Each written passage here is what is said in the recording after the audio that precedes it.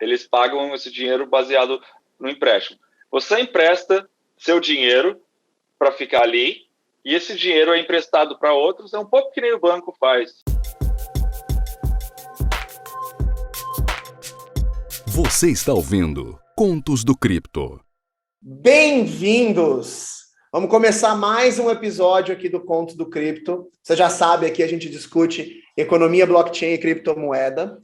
Uma das coisas que eu já quero começar falando agora é, a gente é um canal de educação, então tudo que a gente fala aqui, saibam que a gente não está falando para vocês pegarem o dinheiro de vocês e saírem na louca fazendo as coisas que a gente está falando aqui. Então, é só para abrir uma porta para vocês estudarem mais sobre os temas, né? Outra coisa bem legal de avisar, a gente em todos os vídeos vai ter os capítulos aqui embaixo, então se quiser saber o que a gente vai falar, é só vir aqui embaixo nos capítulos.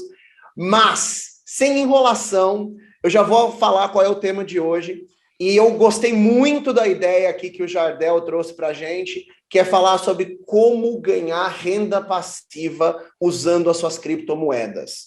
Então, antes da gente começar o tema de hoje, eu já vou pedir para todo mundo se apresentar, eu vou começar. Então, meu nome é Estevão Riso, e eu quero dizer que eu cansei. Vamos lá, usando uma linguagem que o YouTube não desmonetize esse vídeo, eu cansei de me ferrar no mercado tradicional, e agora eu quero aprender com os nossos especialistas aqui como me ferrar usando cripto. Manda balas, vai lá, senhor Guilherme. Bom, meu nome é Guilherme Martins, eu não tenho saudade nenhuma dos meus fundos imobiliários. Jardel? Meu nome é Jardel Matos e eu estou aqui para aprender um pouquinho mais com vocês aí, como gerar renda passiva, né, em cripto também. Vamos lá. Senhor Modesto, vamos lá, Thiago. Eu sou o Thiago Earp e eu passo o meu tempo livre ativamente buscando uma renda passiva. Boa. Eu falo o seguinte, o meu objetivo de vida, eu sou muito mão de vaca, todo mundo que me conhece, vocês devem até ver, né, que eu tô com uma camiseta aqui, com cara de pijama, mas meus amigos, eu falo para meus amigos o seguinte, gente, o meu objetivo é, um dia, o meu dinheiro pagar meu custo de viver. Esse é meu objetivo. Então, esse episódio, para mim, é super importante, porque economizar eu já sei. Tem gente que ainda não aprendeu isso. Isso eu já aprendi. Eu economizo até mais do que eu devia. O que eu quero saber agora é como é que eu faço meu dinheiro da cria. E isso eu quero que vocês me ensinem hoje. Então, gente, vamos começar, e eu quero começar aí com uma pergunta. Talvez o Thiago, já sei que o Thiago provavelmente vai ter uma boa resposta para mim nisso aí, eu escuto muito falar dos termos de farming, staking e o provimento de liquidez, foi a melhor tradução que eu achei para esse negócio, que é o liquidity provider, né? Então, eu queria entender, eu conheço um pouco, mas até para a gente explicar um pouco para o nosso público aqui, para eu aprender com mais profundidade, Thiago, o que são essas três coisas? Elas são semelhantes, são diferentes? E explica para a gente o conceito disso. Tá, com certeza. Essas coisas, todas que você falou, farming, yield farming, né?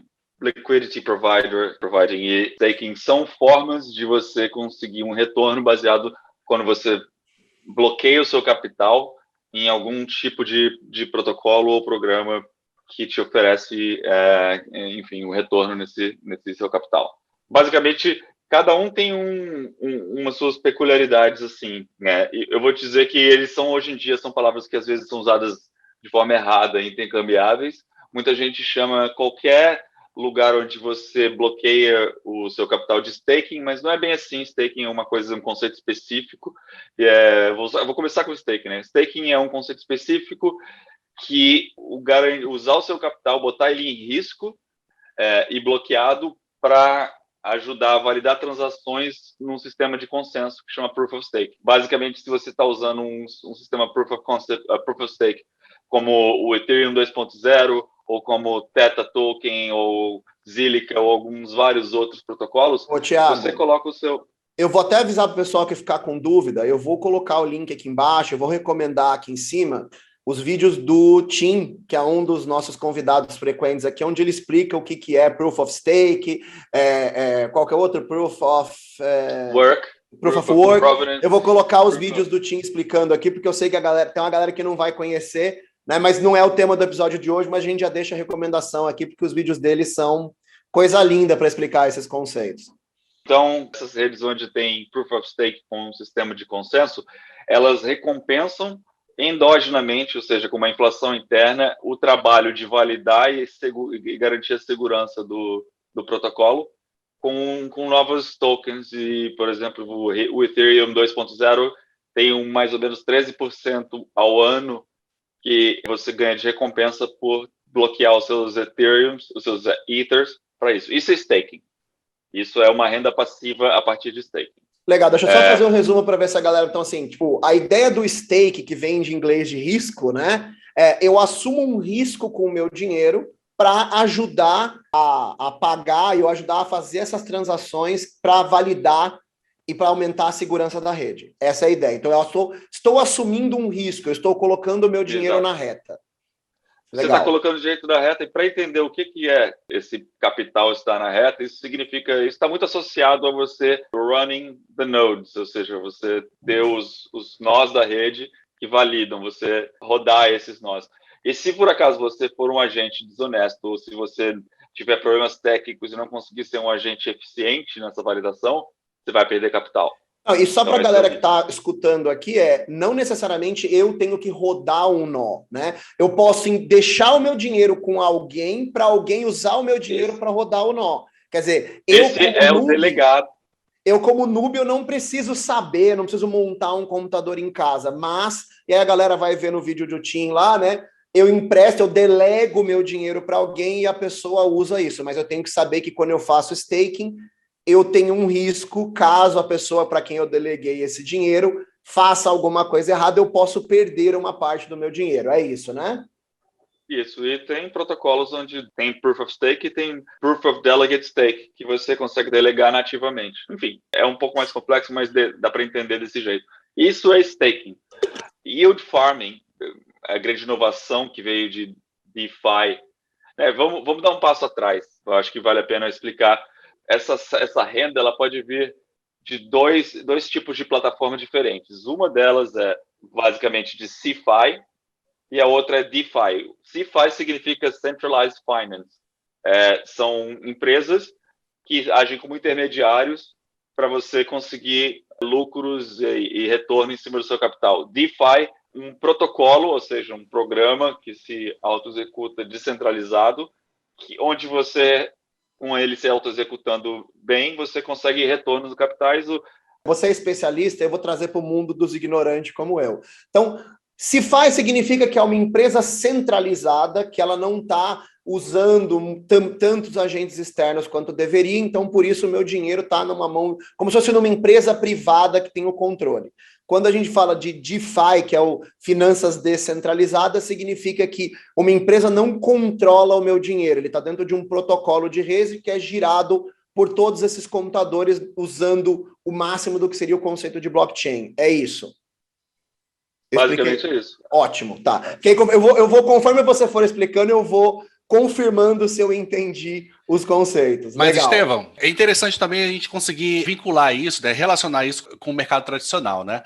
Por exemplo, tesouro, né? Quando a gente investe no tesouro, a gente está emprestando o dinheiro para o governo, né? E o governo dá uma renda para a gente, né? Bem pouquinha, com certeza, né? Quando você compra fundos imobiliários, você está comprando uma parte do fundo e você ganha o aluguel daquele fundo, né? Como é que a gente consegue relacionar esse tipo de, entre aspas, empréstimo com os farms e os stakes?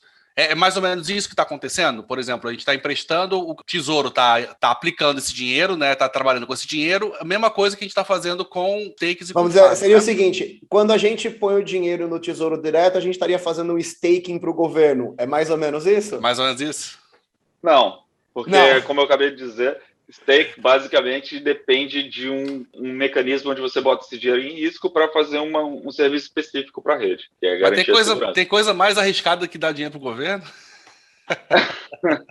Bom, ainda mais em real, eu acho que isso é difícil, mas para entender assim, a diferença entre CeFi e DeFi é que o governo ou um fundo imobiliário ou uma bolsa, eles teriam um equivalente a um agente centralizado, o CeFi, que usa a maneira que eles quiserem para te dar um retorno em cima do seu capital. Você tem maneiras variadas, e geralmente o que você consegue... Um CeFi seria como se fosse um banco, que você bota o depósito numa conta poupança, num CDB, e esse banco, com esse dinheiro preso lá, com a garantia de que ele vai ficar por um período, ele faz empréstimos, ele faz operações financeiras, ele faz algumas coisas e ele te paga uma proporção disso, ou seja, ele está usando os lucros que ele teve para te pagar uma porcentagem e você tem essa renda passiva.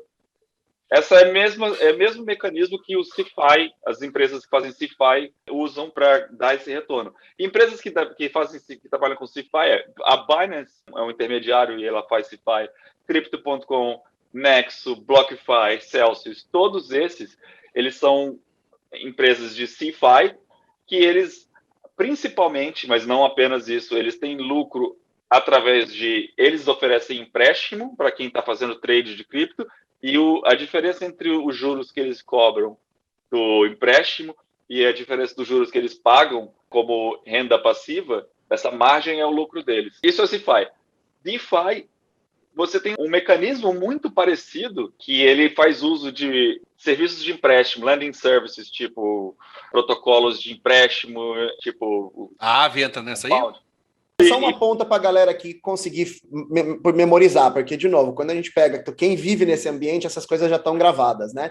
Então, só para a galera entender, quando a gente falar em si, que é C, né, é o centralizado. O D ou D é descentralizado. Então, só para... Né, ouvir o si é centralizado, ouvir o D é descentralizado. Então, para memorizar, para ajudar a memorizar.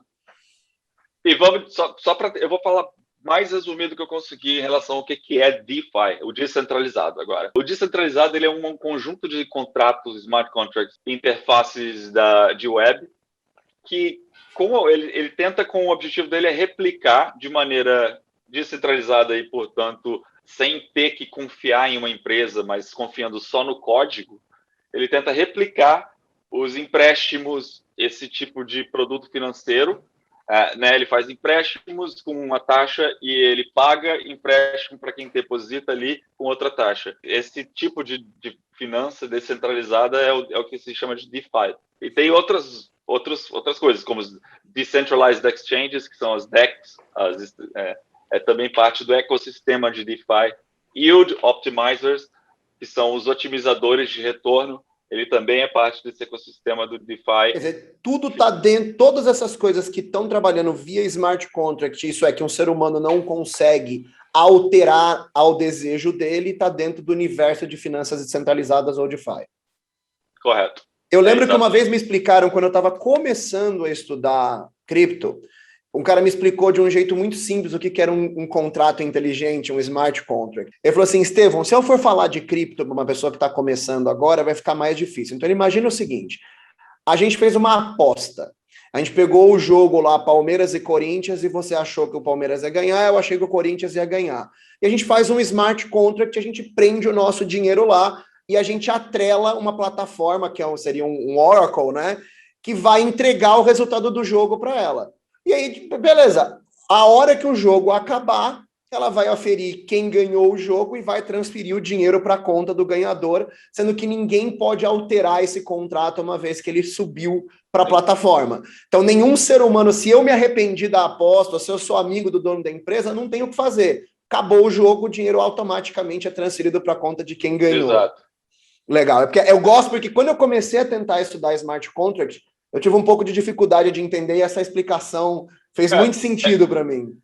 Mas o problema de conceito de smart contract é que ele não é nem smart e nem um contract. Ele é um programa que se executa de maneira passiva. Um smart contract nunca inicia a sua própria execução, ele é sempre iniciado por alguém. Se você tiver esse exemplo, que é um contrato de escrow, você pode exemplificar. Você, para iniciar o recebimento e o fulfillment, e o cumprimento dessas condições, você sempre tem que ter uma interface da web e alguém que vai lá e inicia. Ou seja, isso é uma peculiaridade. Mas tudo bem. Thiago, e aí, essa peculiaridade, essa característica do contrato inteligente, essa dinâmica em que você diminui a quantidade de intermediários, de pessoas envolvidas na validação dessas informações, nesse trade, pegando o exemplo que o Guilherme trouxe lá, a pergunta sobre ações, sobre fundo de investimento imobiliário, olha a quantidade de gente que você precisa conversar para poder comprar um fundo imobiliário. Já daí não só vamos colocar uma coisa, né? Quanto mais gente no processo, mais possibilidade de erro, né? Não, e não o custo também, mais mais possibilidade de erro e manipulação do processo, né? O custo ele é muito mais caro. E é aí que o DeFi, CeFi um pouco menos, mas o DeFi principalmente, ele vai te permitir ganhos maiores, né? Porque ele Por isso que ele pode pagar mais, né? Exato. Ele tira diversos intermediários, diminui outros e, no resumo, você interage com o contrato, com o smart contract. Deixa eu puxar para uma ponte do mundo real, para uma coisa que vai explicar perfeitamente isso que você falou. A minha startup hoje, eu trabalho um pouco dentro do universo que envolve seguros. E aí eu estava conversando com um cara que trabalha com a parte de avaliação de preço de seguro. E ele estava falando o seguinte, ele falou assim, Estevão, se eu te falar hoje que 70, no mínimo 60, em alguns casos 80% de tudo que você paga num seguro de um carro não está atrelado ao dinheiro que você vai receber, que você está pagando pelo seu prêmio. Por quê? Ele falou, você vai pagar o corretor, você vai pagar toda a cadeia de marketing, você vai pagar todos os intermediários. Então, se a gente tivesse hoje uma plataforma com um smart contract, né, em blockchain, em que eu subo, o contrato pega o tipo do meu carro, avalia, usando, por exemplo, um sistema como avaliação de crédito do Serasa. Então, ela pega o meu crédito, ela pega o modelo do meu carro, ela automaticamente dá uma avaliação e ela segura meu carro. Ela falou, num sistema como esse, você provavelmente pagaria 10% do valor do seu seguro hoje, talvez 20, 30 no máximo. Então, quer dizer, olha o que acontece quando você tira todos os intermediários do meio. E aí a outra coisa que ele falou, muitas das fraudes do processo também envolvem seres humanos. Então, quer dizer, por um outro lado, se a gente usasse isso, o número de fraude cai, e esses 20% que você paga ainda poderia diminuir, porque diminuindo a fraude diminui o custo. Então, olha o tamanho do buraco, olha para as oportunidades de blockchain que a gente tem para o mundo, né? Inclusive, só um adendo, um outro player dentro do sistema, do ecossistema do DeFi agora são os seguros descentralizados, como a Bridge Mutual, Nexus Mutual, tem alguns insurers então.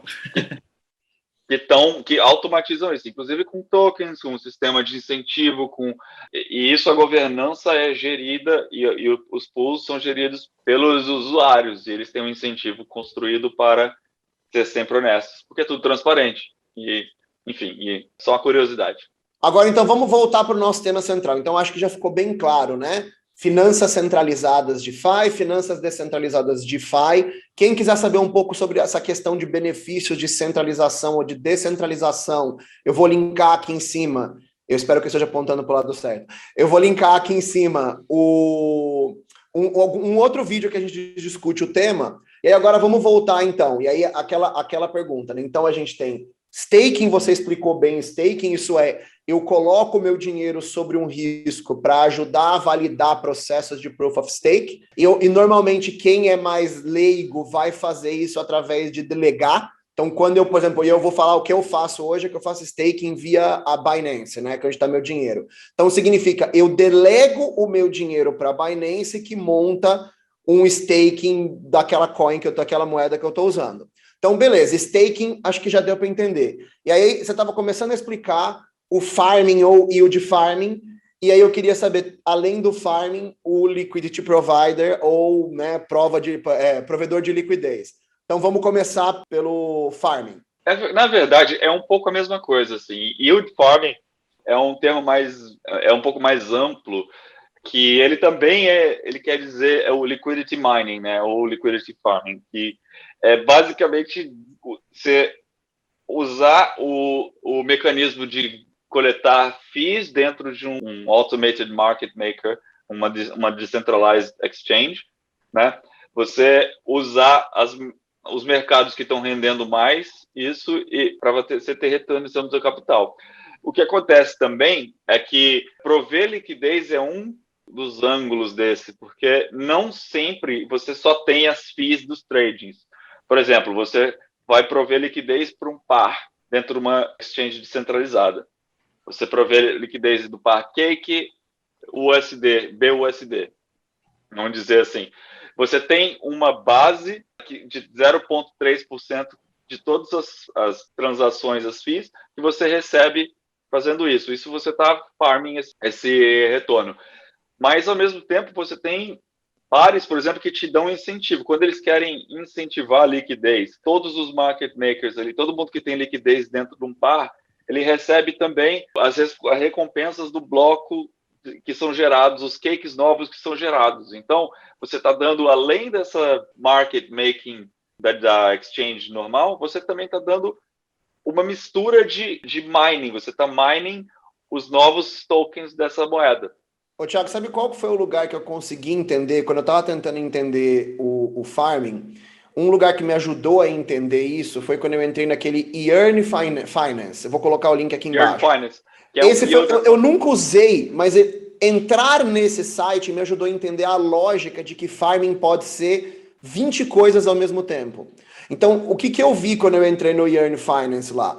Que ele fazia o seguinte, você entra num cofre, né, num safe, e ele tem uma série de protocolos que se auto-executam.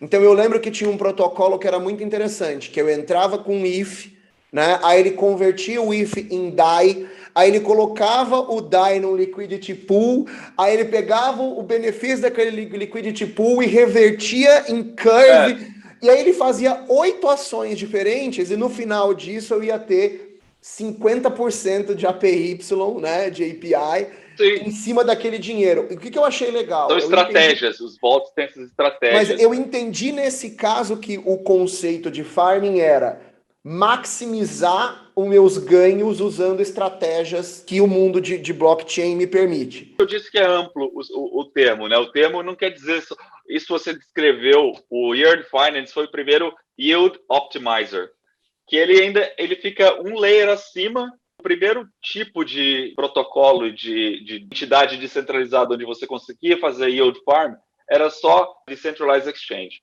tipo Uniswap, tipo a PancakeSwap. Começou ali, inclusive começou com a Uniswap. Foi o primeiro lugar onde você conseguiria fazer yield farming e não tinha estratégia. A estratégia era você... Manual, você tinha que bolar a sua estratégia e operacionalizar. E você depositava, as opções eram mínimas. Você estava ali depositando liquidez e você recebia pagamento em relação às FIIs que estavam sendo feitas. Aí eles começaram a introduzir as tokens nativas, sei lá, até o SushiSwap também fez, depois veio a Uniswap fez, que são as tokens de governança, que aí você começou a ganhar recompensas. Além disso, a cada bloco que era validado no Ethereum, ele gerava essas novas tokens do Compound ou do Uniswap e tudo mais, e isso era usado para incentivar ainda mais. Aí começou assim. Só que aí o yield, o que você falou agora, o Yearn Finance, ele criou uma coisa em cima, que ele conecta vários protocolos desses, ele conecta o Compound, o Curve, o Uniswap e tudo mais, e de cada protocolo ele faz a coisa mais eficiente para gerar mais e mais e mais valor. Então, e aí eu entendi o conceito de farming não ser restrito a uma ação, mas sim uma lógica, né? Mas aí eu quero te fazer uma pergunta. Se tudo que eu posso fazer para aumentar o meu retorno pode ser chamado de farming, eu não posso dizer que staking está dentro do conceito de farming? Pergunta complexa agora. Eu acho que é usado e, no final das contas, como é uma linguagem nova, só o tempo vai dizer se isso vai ser aceito ou não. Do jeito que você está falando, dentro da comunidade, você misturar uma ação dessa, colocar como farming, não é exatamente útil, porque você tem protocolos onde o staking, por exemplo, ele pode, inclusive, não te pagar, ou te pagar muito pouco, ou, enfim... Na comunidade, esses termos não são tratados dentro um do outro. Né? Você não coloca staking dentro de farming, legal. E aí falta o liquidity provider ou liquidity pool. Explica pra gente o que é esse termo. É meio que intercambiável. O yield farming, o primeiro tipo de yield farming foi liquidity providing. Liquidity providing ainda é um tipo de que é prover liquidez, né? Liquidity providing, basicamente, dentro do mercado do Automated Market Maker Decentralized Exchange, que é o Uniswap, por exemplo. Não existe, como existe na Binance, order book. Você não tem uma lista de ordens a preços diferentes. e cada ordem é executada a partir de quanto volume existe para aquele determinado valor. Não é assim, porque dentro de uma Layer 1 blockchain, tipo um Ethereum, cada ordem iria ser o equivalente a uma transação, e isso já ia ficar completamente inadministrável rapidinho, porque isso é muito caro. As primeiras decentralized. Exato, pelo que eu entendo, deixa eu ver se eu vou te explicar como eu entendo e você me corrige no que eu tiver errado. Então, não necessariamente quando eu estou numa Binance e eu compro o Bitcoin, eu não estou necessariamente naquele momento transacionando, comprando e vendendo. Vamos pegar um trader, por exemplo, que comprou e vendeu Bitcoin 4 vezes no dia. Não necessariamente aquele dinheiro foi e voltou para a carteira dele, e sim ele foi transacionado entre carteiras de liquidez, isso é, ele usou os pares, por exemplo, a Binance, quando você compra, você tem um par, por exemplo, Bitcoin, ETH. Eu estou usando aqueles pares para fazer troca até a hora que você encerra e você fala, agora eu vou tirar o meu dinheiro, e aí finalmente ele faz realmente a transação do dinheiro para sua carteira. Seria uma coisa mais ou menos nisso? E aí o provedor de liquidez, eles criam essas carteiras gigantes com os pares para a gente poder fazer essas trocas sem ter que ficar registrando toda hora a transação. É mais ou menos nessa linha? Isso é como funciona numa centralizada, né? Porque a Binance ela não é on-chain. Ao contrário da Uniswap e das decentralized exchanges, a Binance ela não é on-chain. Tudo que acontece na Binance acontece na web. Eles têm as carteiras deles, lógico, que as carteiras ali não são inventadas nem nada, mas todos os trades, todo esse order book, esse livro de ordens, ele acontece no layer da web. Se cada ordem que você fizesse ali fosse uma transação dentro da blockchain, da Bitcoin, por exemplo, ia custar milhões de dólares só para você conseguir. Enfim. E trade ia ser impossível, você ia gastar mais com as tarifas. Mas então, vamos pegar um exemplo assim, quando eu vou para outras coisas, para uma descentralizada, como uma Uniswap. Qual é o papel, então, dessas pools de prover... Tá difícil trabalhar com liquidity providing, provedores de liquidez. Então, qual é o papel desses provedores de liquidez? Da mesma forma que no order book, naquele sistema, eu só estou usando isso para comparar como funciona, né? Para criar o mercado dessa liquidez, você precisa de gente vendendo e de gente comprando, e se você tem alguém que quer comprar a um preço e ninguém vendendo, você tem um mercado ilíquido. A maneira como o Uniswap resolveu esse problema, que era muito caro para criar um order book on-chain, e ao mesmo tempo... order book é o livro de pedidos, né? Quem está querendo vender e quem está querendo comprar. Legal. Era muito caro manter esse livro de pedidos on-chain. Eles criaram um sistema muito inteligente, inclusive, que são as liquidity pools.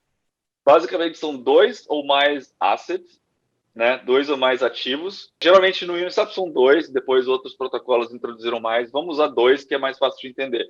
Por exemplo, tem Bitcoin e dólar, Ethereum e dólar, porque ela roda no Ethereum, né? Vamos usar. O preço do ativo vai ser a proporção entre um e outro. Por exemplo, se o Ethereum está $3.000, uma liquidity pool está equilibrada, vai ter $3.000 ali para cada Ethereum.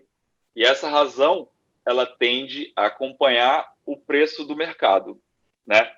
E a maneira como ela se mantém balanceada é porque é lucrativo, market makers e para gente que faz arbitragem, é lucrativo você sempre estar de olho no mercado. Por exemplo, se o Ethereum sobe para $3.500 e ali dentro ainda tem $3.000 para cada Ethereum, você tem uma oportunidade de lucro e alguém vai lá e vai rebalancear essa pool, ela vai colocar mais de um dos assets e remover do outro.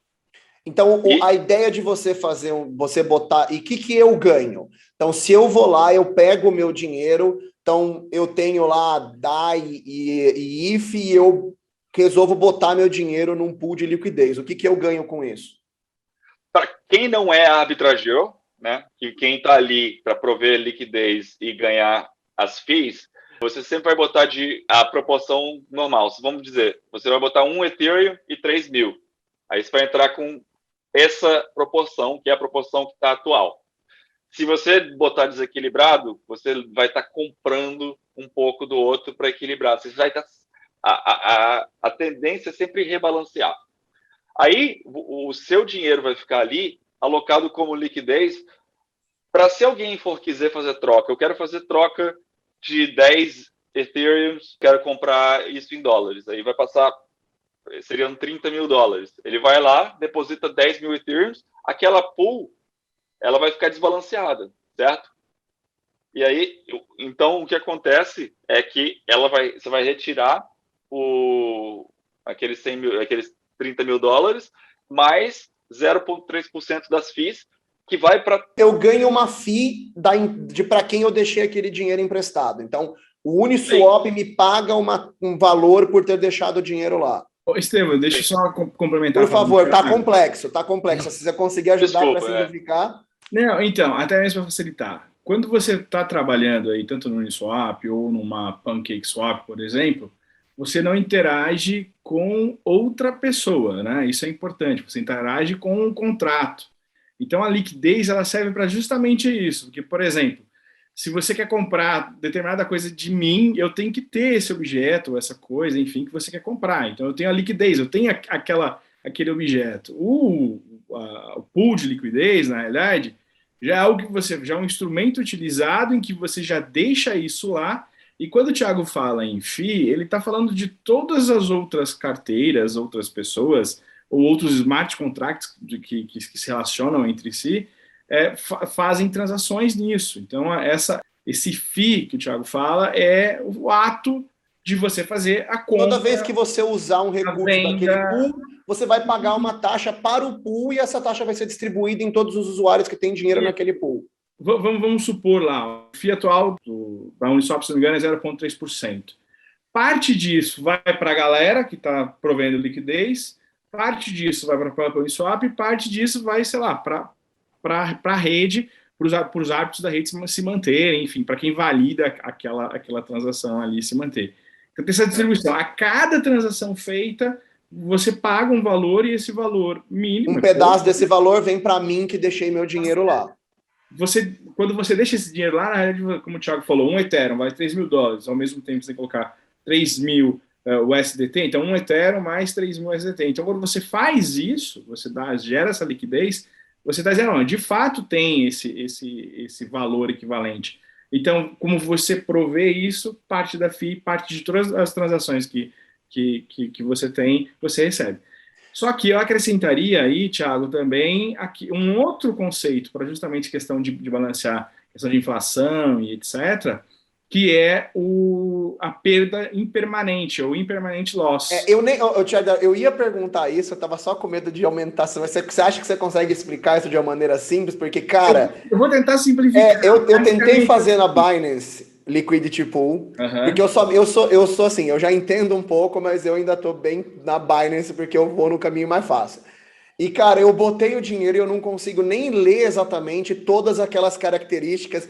E aí tinha lá Permanent Loss, e, cara, mas eu sei que esse é um tema bem complexo. Você consegue explicar ele de maneira resumida? É realmente muito complicado. Eu gosto de simplificar, porque se a gente for detalhar, de fato a gente não vai conseguir fazer algo preciso.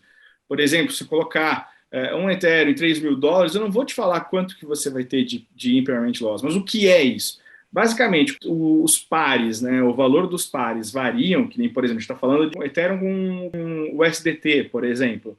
E nesse par, se o Ethereum valorizar muito, você tem perda. Se o Ethereum desvalorizar, você também perde. Então, na realidade, você ganha mais quando você provê liquidez, obviamente, o teu rendimento, se não me engano, ele é API ou APR, ou Thiago? Eu acho que é composto, né? É composto. Só para vocês saberem também, eu vou deixar linkado aqui o vídeo passado que a gente fez. A gente explica a diferença entre APY e APR, ou APR e API, mas né, uma é juro composto, que é a APY, e a outra não é composto, que é a APR.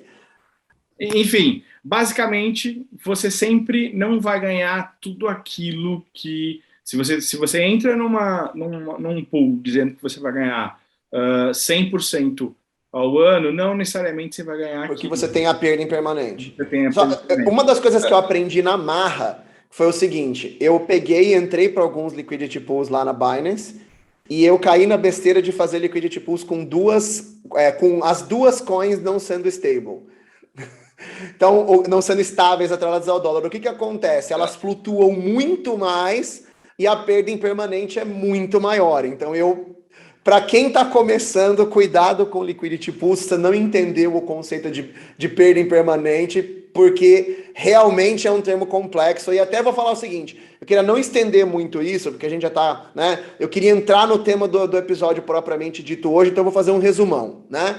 Então, staking é quando você ou pessoalmente, ou você delega o seu dinheiro para ajudar os processos de uma rede que usa Proof of Stake, né, prova de stake, prova de risco. Farming é quando você usa protocolos para ajudar você a encontrar formas de aumentar a lucratividade da sua moeda. E Liquidity Provider, ou provedor de liquidez, quando você casa duas coins diferentes e provê liquidez para a rede. Essas são provavelmente as 3 principais formas de renda passiva que a gente tem hoje. Tem mais, mas as principais são essas 3, né?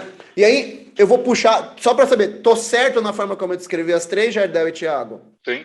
Tá. Então, eu hoje eu estudo bastante, mas eu opero principalmente pela Binance, e aí eu vou dizer um dos motivos. Acho que tem 2 principalmente, né?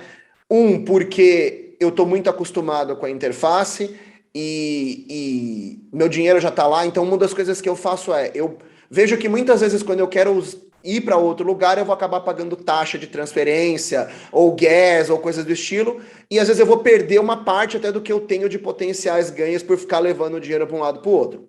Basicamente preguiça, né? Preguiça de fazer as contas e tal. Então, eu queria que vocês falassem um pouco do benefício de, vamos imaginar, hoje eu vejo que a maior parte das pessoas, da galera que assiste aqui, usa a Binance, né? Qual é o benefício de eu fazer essas coisas na Binance? E qual que seria o benefício de né? E aí todo mundo que está parecido comigo, levar o dinheiro para outros lugares. A gente vai falar aqui de alguns exemplos como Biff, como PancakeSwap, né? Então, um pouco da dificuldade e um pouco do benefício de eu fazer isso. Quer começar, Jardel? Posso começar. Primeiro, o rendimento. Entra na Binance e o teu retorno anual, né, estimado. É importante falar isso, né? Sempre estimado, porque esse valor ele varia muito. A quantidade de pessoas que estão ali colocando o recurso em stake, vou simplificar, né? Vou diminuir um pouco e jogar em staking, mas não é só isso, como o Thiago já bem explicou. Mas o retorno ele diminui bastante. Isso eu vejo como algo ruim, mas o que eu vejo como algo benéfico é o fato de você ter tudo ali numa tela só, né? Isso, num lugar, você se conecta num lugar só e etc. Eu acredito que a Binance paga tão pouco em relação a todo o nosso universo cripto, né? Porque o pouco da Binance já é uma coisa interessante para o mercado tradicional. Mas eu acredito que a Binance paga tão pouco justamente porque ela tem todos os clientes na mão e ela conseguiu fazer uma interface tão fácil, tão amigável de trabalhar, aonde qualquer pessoa consegue transferir ali para fazer os investimentos, né? Então, como está muito fácil para ela vai lá e paga pouco, né? Não teve tanto trabalho para conseguir trazer essas pessoas, então para ela o rendimento é muito maior. Deixa eu só fazer um ponto aqui importante e nós vamos puxar para o Thiago. Tão pouco depende, porque, por exemplo, eu vejo que o stake de ADA, por exemplo, em geral ele roda entre 4% e 6% de APY, né? De rendimento anual. E é exatamente, eu estou ganhando 5,6%, se eu não me engano, em ADA na Binance. Então, quer dizer, não me pareceu que vale a pena eu tirar o dinheiro da Binance e jogar para outro lugar e pagar a taxa de transferência, você vai me pagar mais ou menos a mesma coisa. Discutiriam dizendo que eu estou aumentando a centralização por deixar na Binance, não é o tema de hoje, a gente está aqui ensinando a galera a fazer dinheiro, né? Mas, por exemplo, eu vi que o Cake, quando eu uso o que a Binance chama de staking de Cake, eu estou pegando 32% de APY e na Pancake paga 62%. Então, metade. Então, quer dizer, nem sempre é ruim. Em alguns casos, como o Pancake, é a metade, mas eu já vi que DOT, KSM, ADA, que é o stake puro mesmo, tá pagando bem próximo ou até mais que a média de mercado. Então, não é que vai ser sempre pior, né? Para mim é simples, é o custo da conveniência e de absorver o risco. Primeiro que operar em cripto, especialmente no espaço do DeFi, que é descentralizado, é um risco se você não sabe o que está fazendo. Você pode perder e não é difícil de perder. Uma pessoa que não sabe pode perder. Eu aumento a chance de ganhar, mas aumento o risco de perder, como qualquer investimento. Mais ganhos, mais riscos. A conveniência custa dinheiro, né? Você tem basicamente tudo que você consegue fazer via Binance, você consegue fazer via um terminal, tipo terminal da linha de comando, e de graça na linha de comando, provavelmente mais rápido e tudo mais, mas exige um conhecimento enorme e é um saco.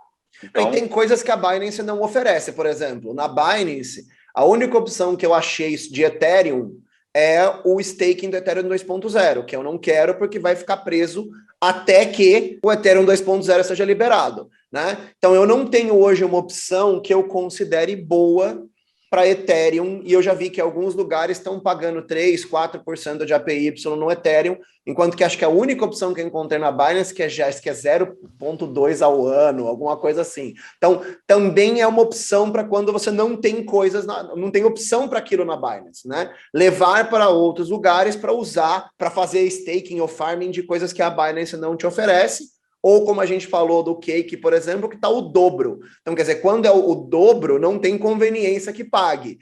E, inclusive, falando desse assunto, eu quero avisar o pessoal aqui, né, que nós vamos fazer 2 vídeos separados de tutorial, não vão entrar para a nossa playlist tradicional, mas vão estar aqui no canal. Eu vou gravar um vídeo com o Jardel ensinando a fazer staking, farming na PancakeSwap, e um vídeo com o Thiago ensinando a fazer staking e farming na BIF. Então, vão entrar 2 tutoriais, esse sim, a gente transferindo dinheiro, MetaMask, processo como um todo. A gente já entendeu um pouco a lógica do que é staking, farming e mais ou menos o que é liquidity pool, né? A gente já falou de que a Binance ela tem um benefício de ser conveniente, um pouco mais segura no conceito da centralização e da conveniência, né? Então, legal. Agora eu quero ganhar mais. Então eu não estou satisfeito, tá? Eu estou ganhando meus 30% com Cake, eu quero ganhar meus 60%, eu quero botar meu IF para render mais do que a merreca que eu tenho hoje. Então tem 3 coisas que eu queria que vocês me ajudassem. O que eu tenho que fazer? Então, processo, usar carteira digital e tal. 2, quais são as principais plataformas e quais são as melhores para quem é novato? Tipo, em termos de ser fácil, de ser mais segura. O que vocês recomendam para quem quer começar agora a fazer essa bagaça? Tá, eu vou começar então pela parte mais fácil, que é se você é novo, se você é novato, o que é mais fácil para fazer? Se você tem cripto e se você quer entrar em cripto e quer começar a ter uma renda passiva, antes de mergulhar de cabeça e fazer passar pela bateria de aprendizado que é para operar em DeFi, essas coisas, tem várias oportunidades em CeFi que você tem um rendimento bom, inclusive rendimentos bons em stablecoin. Lembrando, Thiago, stablecoin é a moeda estável atrelada ao dólar. Então a galera que às vezes não conhece todos os termos. Uhum. Não necessariamente ao dólar. Verdade, pode ser até outra, mas as principais são ao dólar, né? Inclusive, eu gosto de algumas que tem libra esterlina e euro também, e até o dólar australiano. Eu acho que, para começar, se você não entende, busca um desses, que eles são, na verdade, são os crypto lenders. Eles emprestam essas moedas para quem faz trade, fazem um lucro com uma taxa de juros acima, eles cobram uma taxa de juros e eles te pagam uma taxa de juros um pouco mais baixa por deixar aquele asset parado ali. Uma pergunta importante. A gente hoje está com uma Selic no Brasil. Alguém lembra qual é a Selic atual? A última vez que eu olhei estava em 5 e pouco, 6 e pouco. Alguém lembra? Hoje a gente estando com a nossa Selic acima de 5, será que vale a pena para um brasileiro, por exemplo, botar um dinheiro em stable, né, em moeda estável, com o APY? Porque eu lembro que a última vez que eu vi, as APY estavam rodando na casa de 4%, 5% ao ano. Então, quer dizer, menor que... Não? Então, não. É mais 5,25 aqui, gente. 5,25 a Selic, vamos lá. Não, você nem compara. Ainda tem dois motivos pelo qual as taxas estão altas em cripto. Um delas é que houve uma hipervalorização dos assets criptonativos, e o segundo é que existe muita demanda pela representação nas stablecoins.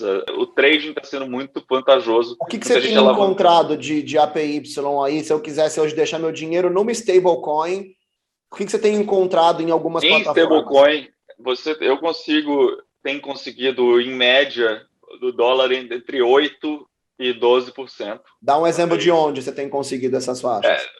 No Nexo, no Celsius. Links aqui embaixo, gente. Nexo, Celsius.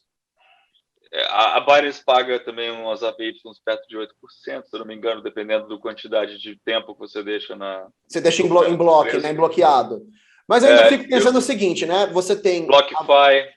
Você tem só que pensar que você vai estar assumindo o risco da variação do dólar, aí é a sua visão de geopolítica, né? E que, se você quer aumentar hoje, eu vi que um cálculo é que a nossa Selic deve chegar na casa de 7% a 8% no final do ano. Então, quer dizer, se a Selic no Brasil chegar a 8% e empatar, você tem que pensar se você quer correr o risco de botar o dinheiro nesses protocolos e da variação do dólar. Você está acreditando que o dólar vai subir ou descer. Mas é uma opção, principalmente para quem quer viajar ou quem quer ter uma grana em hedge, em dólar, é uma excelente opção. Né? Esses exemplos que vocês deram aí são todos exchanges descentralizados?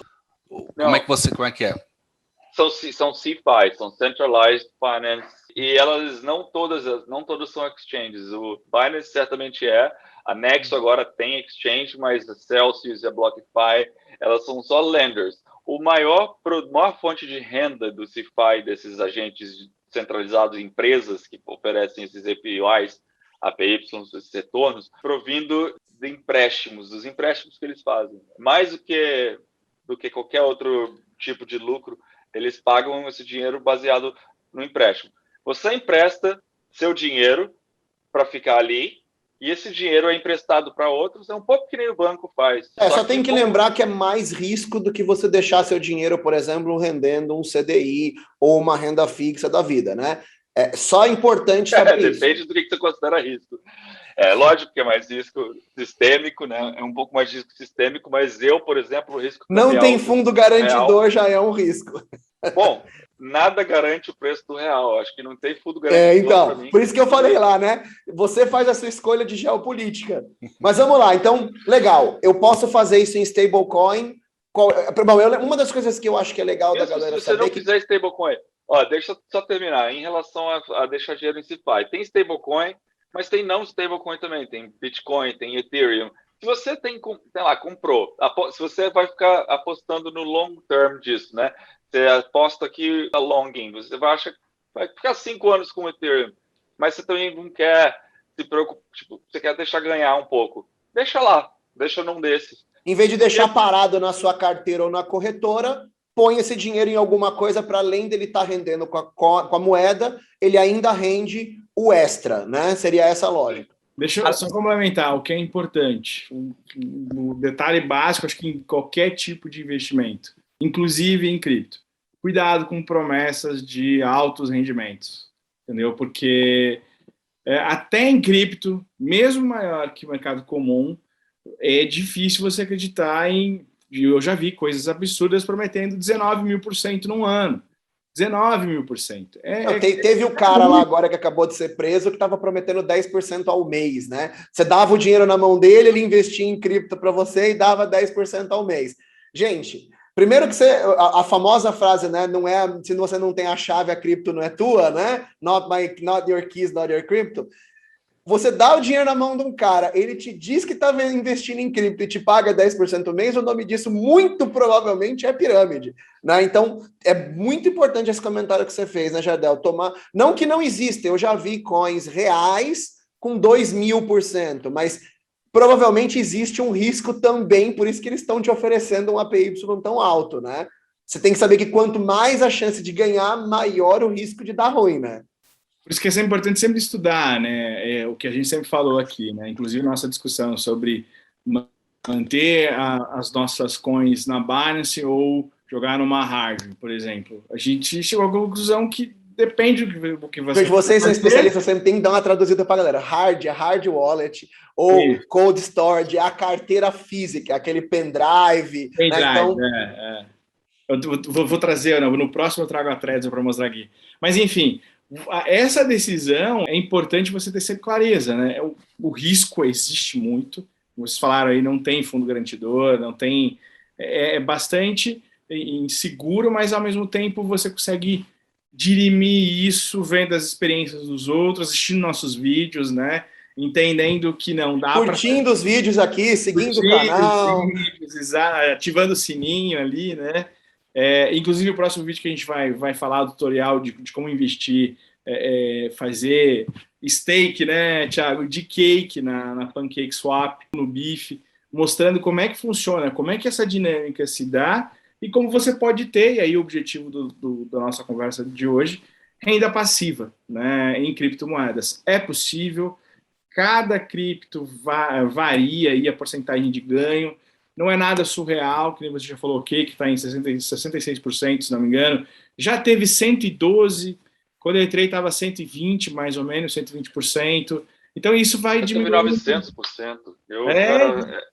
Eu já vi 900% eu peguei isso no começo. Já teve, enfim, varia. Mas é só importante, eu gostei muito que você puxou isso, né, Jardel? É importante a pessoa saber o seguinte, cara, se tá te pagando 1000% ao ano, é porque o seu risco inerente é alto e eles estão te compensando por aceitar correr o risco. Então você tem que saber que você está botando um dinheiro e que nada que te pague 1000% vai ter o mesmo risco do que te paga 5%. Isso é muito legal. Agora você tem que ver, eu estou disposto a correr esse risco? E aí, gente, só para a gente encaminhar para o final, porque o nosso tempo está esgotando, mas eu acho que a ideia é essa, né? Eu gosto muito do que o Thiago fala, que quando ele investe em cripto, ele está investindo no futuro que ele quer. Então, e eu gosto muito quando aprendo essas coisas, e quando eu vou lá, transfiro o meu dinheiro, ponho meu dinheiro numa Pancake, além do investimento, eu estou usando isso para aprender. Porque eu acho que eu estou aprendendo uma técnica que vai ter muito valor, né? Além do dinheiro. Então, a gente está aqui fazendo um canal, o Tim, que é o nosso amigo que está aqui com a gente, já está sendo patrocinado o canal dele, então vocês também estão adquirindo um conhecimento que vai ter valor. Então eu faço pelo dinheiro e faço pelo conhecimento. Quem tiver esse conhecimento do universo de cripto vai ter muito valor no mundo quando o cripto se popularizar, além das coins. Isso eu acho muito legal de falar. Então, às vezes transfere R$100 para você ver como que é o processo, para você aprender a usar uma MetaMask, que é a carteira, né? Apanha para aprender. Eu tenho sorte que eu tenho os meus professores que estão facilitando isso para mim, e vocês vão poder fazer isso assistindo os vídeos também de tutorial que a gente vai começar a postar aqui no canal. Gente, só para a gente encerrar, eu acho legal a gente fazer e aí nós temos pouquíssimo tempo, mas eu acho legal a gente fazer uma ponte, até, Guilherme, que você tinha comentado, né, com a ideia de o que a gente tem de renda passiva no mundo real, no mercado tradicional, né? E qual é a relação disso com o nosso universo de renda passiva em cripto? Você quer puxar esse tema, Guilherme, para a gente encerrar o episódio de hoje? Eu queria deixar mais ou menos o que acontece nos fundos imobiliários, né? Você tem aqueles fundos imobiliários que têm um risco considerado alto, dando aí, oferecendo dividendos aí de 1,2%, 1,5% ao mês, né? Está sendo bem então, assim... os mais altos. Os mais positivo, altos. Né? Não, eu já vi vários aí que estão na casa de 0,5, 0,6... 0,5 é o normal, entre aspas, o normal que você consegue, porque você vai fazer uma cesta de fundos imobiliários, né? Ninguém vai colocar todos os ovos na mesma cesta, né? Então, é o que a gente indicado, espera, né? O indicado. Mas o normal aí dos fundos imobiliários é você ficar aí com 0,5, 0,6 ao mês aí de dividendos, né? E também os dividendos das ações também não passa muito disso também, né? Então você tem por quê? Porque esse mundo, o mercado financeiro, ele já está muito estabilizado, né? Então, por ele a concorrência é muito grande, exato, né? Ele já tá, a volatilidade é um pouco menor, né? Exatamente. Por isso que a gente, quando olha a ação caindo 5% aí, a gente está desesperado, né? E nas criptos cai 5%, a gente está bebendo cerveja. Você fala, ufa! Né? Ufa, só 5%. Exatamente. Então, assim, então o crash de agora de 2020, né? Quando caiu 50%, 60%, né? Você via gente desesperado, gente até se perdendo, tirando a vida, né? Isso aconteceu realmente, né, na Bolsa de Valores. Mais para frente eu fui entender, né? Eu fui viver isso nas criptos e percebi que não é grande Já coisa. É inerente, você já fala assim, 50% tá no jogo, né? Tá no então, jogo. Mais uma lembrança aqui, né? A cripto ainda é um dinheiro que você precisa colocar sabendo que você pode perder, porque você nunca sabe se você vai... O Thiago mesmo já contou um exemplo que ele precisou de tirar dinheiro para comprar um apartamento justamente no momento em que estava na baixa. E aí ele ficou com a dor, né? Então coloque dinheiro em cripto sabendo que é um dinheiro que, ele pode desvalorizar muito e que, de preferência, você tem que deixar ele para um prazo mais longo, né? Exatamente. E lembrando também que, por mais que o mundo cripto esteja, assim, pelo menos na internet você consegue encontrar muito conteúdo já sobre cripto, mas a gente não riscou nem a superfície ainda do que a cripto pode ser, né? Justamente por isso que o universo cripto é muito volátil, entendeu? Justamente por ser um mercado muito de alto crescimento ainda, né? Então, ou seja, as pessoas falam assim, não, quem comprou cripto lá no começo tá muito bem. Sim, tá muito bem. Mas hoje ainda é começo, entendeu? Então as pessoas vão entrar hoje, cara, a chance de ganho ainda é muito alto. Além do que o Estevão já falou, né? Eu também sou dessa. Eu tô investindo, mas só que eu tô investindo para aprender. Então, aprendendo, hoje a gente tá aqui, 1 ano, 2 anos de aprendizado, a cripto vai estar muito maior daqui a 2 anos e a gente já vai saber muita coisa. Você vai estar à frente de quem estiver entrando daqui a 2 anos. Exatamente. Né? E a massa das pessoas que estão entrando daqui a 2 anos vai ser muito maior do que a massa de pessoas que estão entrando hoje. Isso é o que a gente acredita, né? Exato. Todos nós aqui acreditamos muito nisso, né? Mas é uma tecnologia, é inovadora, cara. Isso aqui vai mudar muito. Cara, eu, Estevão, acredito que é um trem que já partiu da estação e ninguém segura mais, né? Sim, sim. Mas ele vai ter aí as paradas dele no caminho. Isso é importante da gente saber. Mas acho que, gente, como resumo, então, do episódio de hoje, eu penso o seguinte, a gente tem vários benefícios com o universo de cripto como renda passiva. Então, eu conheço gente que ganha muito dinheiro, pessoas, não vou neva, mas pessoas como o Thiago, que conhecem bem, e que já estão aí com o skin in the game, 100% da grana lá.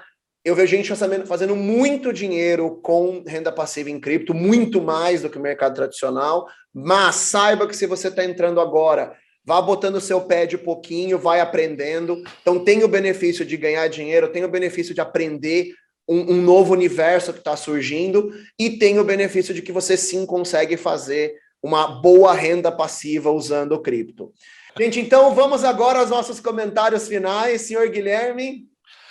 Bom, esse mundo de renda passiva do cripto, ele é muito importante para a sua carteira total. Você tem uma parte investido em mercado tradicional e você tem uma parte aqui nas criptos, então ele complementa muito bem a sua carteira. Você tem que dosar do jeito como a gente estava falando, dosa o risco com o retorno, né? E com o seu conhecimento, né? E com o seu risco, retorno e conhecimento.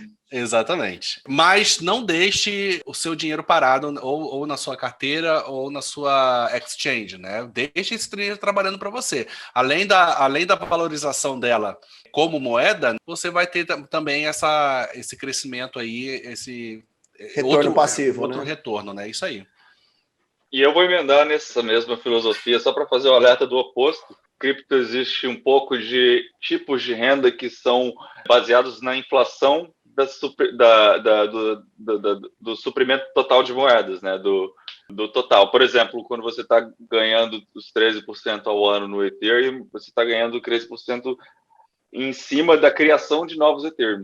Algumas figuras que você vai ver, e é bom tomar cuidado, é que você vai ter um crescimento em termos de número de unidades de uma moeda, mas às vezes não é compensado pelo custo, pelo preço da unidade. Ou seja, se você está ganhando 50% ao ano em valor de Dogecoin, mas a inflação está comendo 60% ao ano, você está perdendo 10%. Acho que o melhor jeito seria resumir o seguinte: não adianta você ter mais moedinha mágica se a moedinha mágica está valendo menos no final do tempo, né? O Ethereum, se eu não me engano, hoje a inflação anual dele do sistema está rodando na casa de 5%, 4 a 5%, né? Então, quer dizer, se você está recebendo 13% e ele está comendo 5% com inflação, o que você realmente ganha é essa diferença, é a mesma coisa de um investimento. Não, o que você geralmente ganha é essa diferença e mais a apreciação do asset, porque você tem também a diferença... Ou depreciação, né? Ou depreciação, mas no caso tem sido historicamente a apreciação. Eu finalizaria dizendo, né, que não me arrependo de ter tirado todos os meus recursos de fundo de investimento imobiliário, não é muita coisa, e colocado em cake. Né, em cake. Pode falar, Jardel, fala, cake. Colocado em cake, porque e mesmo eu saí no prejuízo, inclusive, no FII, o que eu vejo assim que anda muito lateral. Quantos anos que você trabalha com cripto já, Jardel? Parece caranguejo, uns 3 anos, nem isso. Parece um caranguejo, entendeu? Para mim, fundo de investimento imobiliário. Então, eu não via muito... Lógico, não critico, enfim, acho que são escolhas, né? Eu acho que a gente não está aqui para indicar nada, né, Guilherme? Isso. Mas... O Guilherme mesmo é um exemplo de que recentemente colocou e vê que está um retorno. Obviamente, transicionou, Guilherme transicionou. Transicionou, né, do tradicional para cripto, aí, em específico, o stake de cake, e está vendo que vale a pena. Mas é lógico, sempre com os alertas, né, de risco, de que não é conselho, né, Estevão? Não, e outra, você 3 anos, para quem trabalha com cripto há 3 anos, é bastante tempo, né? Então, dá para você estar muito mais confiante do que quem está entrando agora. Então, eu estou com 1 ano e pouco, eu estou ganhando a confiança ainda para fazer isso. Isso é só uma pontinha. Eu acho que o que a gente está discutindo aqui é só uma pontinha do que é possível fazer nesse universo, né? Cripto, quando você fala em investimento. Mas, de novo, nunca colocar todos os seus recursos disponíveis nisso, você sempre tem que ter na sua moeda nacional, mesmo sendo real, você precisa ter uma certa segurança, né? Aquele famigerado fundo de emergência, você precisa ter, não adianta fazer loucura. Eu sempre falo isso, cripto tem que ser um dinheiro que você sabe que você não vai precisar no curto e médio. Porque pode ser que no momento que você precise, esteja no meio de um crash, e aí você vai perder dinheiro, né? Eu sou muito entusiasta disso, mas ao mesmo tempo eu gostei muito da fala do Guilherme, no sentido de que, infelizmente, teve gente tirando a vida por conta do mau retorno que teve na bolsa tradicional. Em cripto não é diferente, às vezes, inclusive... mais agressivo, né? É muito maior, do mesmo jeito que o seu positivo pode ser muito maior, o seu negativo é muito menor. Então é importante ter esse preparo, mas principalmente vontade de aprender, né? Eu acho que esse é eu gosto demais dessa lógica de aprender, porque a gente está aprendendo sobre uma tecnologia que eu acredito que vai mudar o mundo. O principal, assim, as pessoas até acham que loucura, nada a ver, mas o principal acho que não é nem tanto ganhar dinheiro, acho que ganhar dinheiro faz parte do processo. É os dois, né? A tecnologia envolvida, cara, o impacto dessa tecnologia em tantas outras fazer parte desse processo de mudança do mundo financeiro aí, né? E você já ficar sabendo o que acontece, né? Enfim, acho que isso é muito importante. Eu vou só encerrar esse episódio, porque esses dias eu vi um vídeo da Empíricos e, cara, eu não vou nem ter vergonha de falar o nome da Empíricos. O cara falou assim, para o que você está fazendo, se você quer investir em cripto, esquece o Bitcoin, ninguém mais vai ganhar dinheiro com Bitcoin. Gente, eu sempre tive vergonha alheia dos vídeos deles, mas esse foi um dos que me deu muita vergonha alheia. Como assim ninguém vai ganhar dinheiro com Bitcoin? Pô, o Bitcoin está projetado para chegar a $100 mil, está em 40 e o cara falando que ninguém vai ganhar. Enganação, cara, enganação mais pura. Invista em tal moeda, aqui não sei o quê. E aí você vê uma matéria da própria Empíricos de 2, 3 anos atrás, eles criticando, dizendo que criptomoeda é pirâmide, que não sei o quê.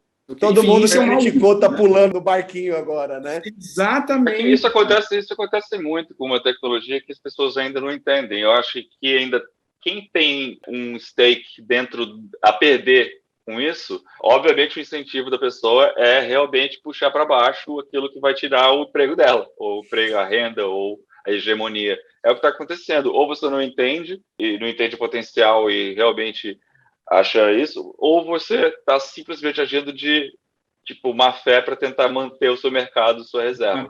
Você vê também, até no mercado tradicional também, há 2, 3 anos atrás, Os próprios bancos grandes aí falando, não, criptomoeda aí não é um investimento, nada. E agora tá todo mundo aí já. Todo mundo as opções, olha, Jamie Dimon, o Charlie Munger, que é JP Morgan, mesma coisa. O associado.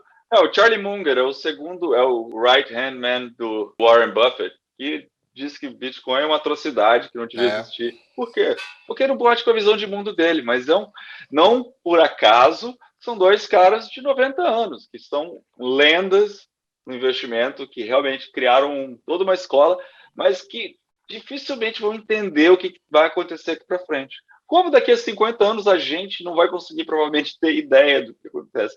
É o normal. Certo. Sim, gente, pegando esse ponto, então, vamos encerrar. Acho que com certeza esse foi o episódio mais longo da história do canal. Encerrar com essa de, cara, então, vem para o mundo da cripto se você não está ainda, mesmo que com pouquinho dinheiro, mesmo que seja só para você aprender sobre a tecnologia, e sempre lembra que você tem que estudar muito sobre o tema e não botar mais dinheiro do que o seu conhecimento permite. E saiba que o conhecimento vai vir com o tempo. Se você está há menos de um ano investindo nisso, não, você provavelmente não tem o conhecimento necessário ainda. Então, gente, com esse ponto, a gente encerra o episódio de hoje. Eu quero agradecer muito vocês que chegaram aqui até o final desse vídeo. Lembra, manda esse vídeo para algum amigo que está pensando, que está querendo investir. Curte aqui o canal, sininho, aquelas paradas todas. Para quem está no podcast também, segue aqui o nosso podcast. Até o próximo episódio.